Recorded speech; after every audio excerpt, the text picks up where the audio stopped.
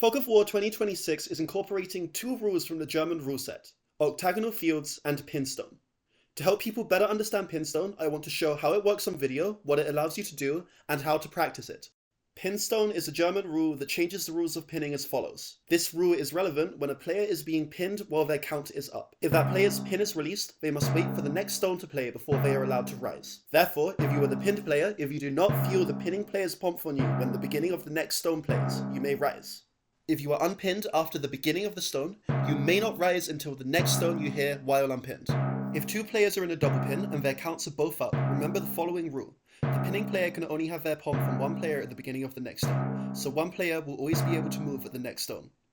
Pinstone allows for significantly more freedom in how pinning players control the field.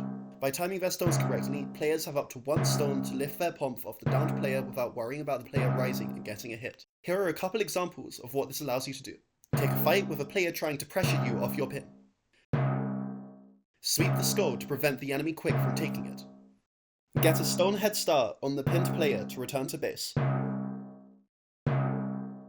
We recommend two drills to practice Pinstone, one to teach its mechanics, and one to teach its in-game applications. The first drill is a 2v1, with one player in the 2 being pinned. The pinning player is on a team on their own. The pinned player can rise if unpinned. The other player is aiming to free the pinned player. The game ends in 5 stones. The pinning player wins if either of the 2 enemy players are downed at the end of the 5 stones.